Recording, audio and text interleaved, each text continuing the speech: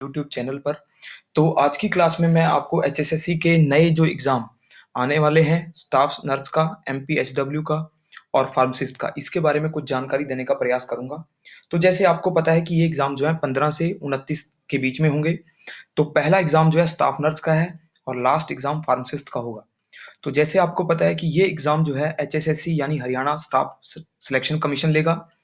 तो इसके लिए जो नए नोटिफ़िकेशन आए हैं, उसके तहत स्टाफ नर्स का जो एग्ज़ाम है वो 15 तारीख मॉर्निंग में होगा और 9 तारीख को इसका एडमिट कार्ड डाउनलोड होगा। तो ये जो है 2 घंटे का तो एग्ज़ाम नहीं है। आपको पता है 11 बजे से स्टार्ट होगा, ये सवा 12 तक एग्ज़ाम होगा। तो यानी सवा घंटे का 75 मिनट का एग्ज़ाम होगा। सेकंड एग्ज़ाम एमपीएचडब्ल्यू का है, जो मॉर्निंग में होगा 22 तारीख को और इसका एडमिट कार्ड 16 तारीख को डाउनलोड होगा। फिर दूसरा है एमपीएच मेल्स, ये मॉर्निंग में 29 तारीख को एग्ज़ाम होगा और यमुनानगर में होगा और 23 तारीख को इसका एडमिट कार्ड डाउनलोड होगा। लास्ट एग्ज़ाम होगा फार्मासिस्ट का, जो 29 तारीख को होगा यमुनानगर में इवनिंग शिफ्ट में और इसका एडमिट कार्ड भी 23 तारीख को डाउनलोड होगा। तो जैसे कि ये एग्ज़ाम पता है, आपको पता है 75 मिनट का है, तो मैं दोनों एग्ज़ाम फॉर्मेट बताने का प्रयास करूँगा जो एचएसएससी में आते हैं। पहला एग्ज़ाम फॉर्मेट जो है 100 क्वेश्चन का है, जो क्लर्क में आया था। तो एचएसएससी के लिए उसमें 100 क्वेश्चन जो है 2 घंटे में थे और 1 क्वेश्चन 2 मार्क्स का था। तो टोटल मार्क्स वहाँ 200 बनते हैं। जबकि हमारे जो स्टाफ नर्स या एमपीएचडब्ल्यू के एग्ज़ाम हैं, इसमें टाइम हमारे पास 75 मिनट है। तो टाइम हमारे पास कम है, तो मुझे उम्मीद है कि इसके क्वेश्चन जो है 80 होंगे, क्योंकि हरियाणा में 2 प्रकार के पैटर्न हैं, 80 क्वेश्चन और 100 क्वेश्चन। तो अगर 75 मिनट का एग्ज़ाम है तो 80 क्वेश्चन आएँगे और हर क्वेश्चन जो है 2 मार्क्स का होगा, तो यानी 160 मार्क्स का आपका एग्ज़ाम होगा। तो आपको 80 क्वेश्चन के हिसाब से प्रिपरेशन करनी है। तो इस प्रिपरेशन में आप देखोगे कि मेनली एग्ज़ाम फॉर्मेट वही रहेगा, बट आपको थोड़ा-सा चेंज करना पड़ेगा, यानी क्वेश्चन कम हो जाएँगे, स्पीड ज़्यादा रखनी पड़ेगी, टाइम कम है।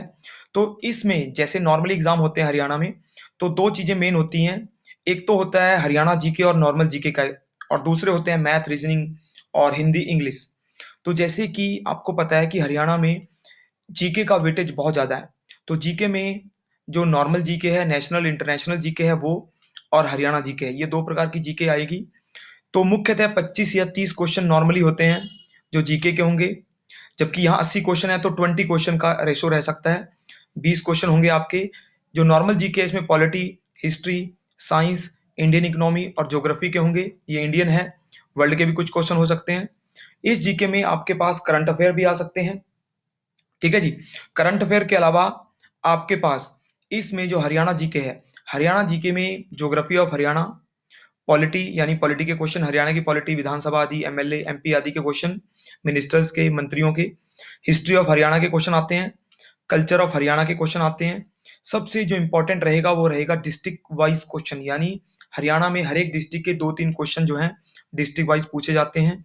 ज्योग्राफी ऑफ हरियाणा में रिवर्स हैं, बाउंड्रीज हैं हरियाणा की, डिस्ट्रिक्ट की लोकेशन है, टेम्पल्स हैं, फेस्टिवल हैं, आदि के क्वेश्चन जो हैं हरियाणा जीके में आएंगे। तो 80 क्वेश्चन के हिसाब से आपके पास 20 क्वेश्चन जो हैं हरियाणा के और 20 क्वेश्चन जो हैं आपके नॉर्मल जीके के रहेंगे। ठीक है जी। तो नेक्स्ट जो रहेगा पार्ट रहता है वो है रीजनिंग, मैथ्स और इंग्लिश, हिंदी का। तो रीजनिंग में क्या है, 10 या 12 क्वेश्चन होते हैं नॉर्मली, यहाँ भी 10 क्वेश्चन रहने की उम्मीद है। तो इन 10 क्वेश्चनों में आपके सिंपल टॉपिक आएंगे, सीरीज है, फिगर के हैं, अरेंजमेंट है, कोडिंग डिकोडिंग होता है, लॉजिकल रीजनिंग है, नंबर आदि के क्वेश्चन होते हैं। रीजनिंग में सिंपल क्वेश्चन आएंगे, रीजनिंग आपकी अच्छे से अटेम्प्ट हो सकती है। मैथ्स में भी ज़्यादा टफ टॉपिक नहीं है, 10th लेवल का मैथ्स आता है। रेशियो प्रोपोर्शन के आ जाते हैं, प्रॉफिट के आ जाते हैं, लॉस के आ जाते हैं, एज वाइज क्वेश्चन आते हैं, डिस्टेंस, स्पीड के, वर्क टाइम के, बोर्ड्स एंड स्ट्रीम के, परसेंटेज के और इंटरेस्ट, और लास्ट आएगा रिलेशनशिप। तो मैथ्स में आपके पास 8 या 10 क्वेश्चन होंगे, मैथ्स के भी, टॉपिक भी सिंपल हैं। ठीक है जी। तो अटेम्प्ट हो सकते हैं ये।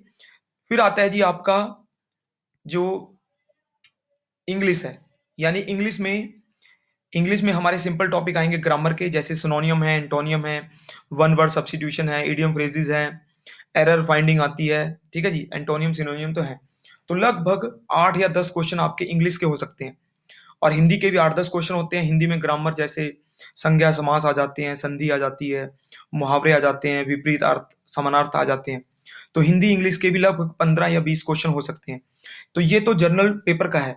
अगर आपका फील्ड स्पेसिफिक आ जाता है, अगर पेपर में आपकी फ़ील्ड के भी क्वेश्चन आ जाते हैं, तब आपको 10-15 क्वेश्चन जो हैं अपने सब्जेक्ट स्पेसिफ़िक करने होंगे, क्योंकि अभी तक जितना भी मैंने सर्च किया है, कहीं भी ये पता नहीं लगा क्या तो टॉपिक हैं और किस प्रकार से एग्ज़ाम आएगा। तो मैं अपनी अपनी सर्चिंग पावर के हिसाब से आपको बताता हूँ कि आप जो हैं हल्की-सी अपने सब्जेक्ट की, अपनी फ़ील्ड की भी तैयारी रखें।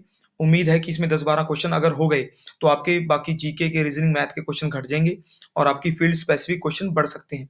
क्योंकि हरियाणा में जो टीचर के हुए थे या पीजीटी में जिनके पेपर हुए हैं, उसमें फ़ील्ड स्पेसिफ़िक क्वेश्चन आए हुए हैं। तो आपके भी फ़ील्ड स्पेसिफ़िक क्वेश्चन आ सकते हैं। तो आप जो है उनकी भी उम्मीद करके जाइए और आपको, अगर आप इसको पढ़ के जाते हो, तो आपको ये है कि फिर एकदम से शॉक नहीं लगेगा कि अचानक से अगर आपकी फ़ील्ड के क्वेश्चन आ गए। ठीक है जी?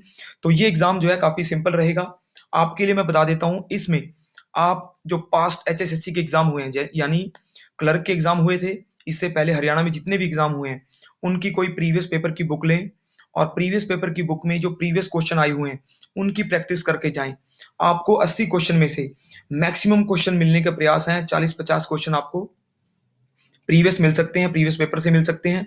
जीके में खासकर हरियाणा जीके के रिपीटेड होते हैं, नॉर्मल जीके के भी रिपीटेड होते हैं, ठीक है जी? मैथ्स और रीजनिंग के रिपीटेड कम होते हैं, बट जीके के रिपीटेड होते हैं। तो आप उन क्वेश्चन को करके जाओगे तो रिपीट क्वेश्चन आपको मिलेंगे और आपके ईज़ी हो जाएगा आपके लिए कि आप उसको अटेम्प्ट कर पाएँ, ठीक है जी? अगर फील्ड स्पेसिफिक आ जाते हैं, तब आपको फील्ड के लिए अपना पढ़ के जाना है। तो मुझे उम्मीद है कि ये लेक्चर आपको पसंद आया होगा। आगे मैं एचएसएससी के लिए आपने देखा होगा कि हर एचएसएससी की जितनी वीडियो हैं, वो भी आप देख लो, तो आपको कुछ हेल्प मिलेगी। आगे इन फ्यूचर अगर कोशिश करूँगा, इसके लिए मैं कुछ विशेष वीडियो बना पाया, ठीक है जी? तो ज़रूर बनाऊँगा। धन्यवाद।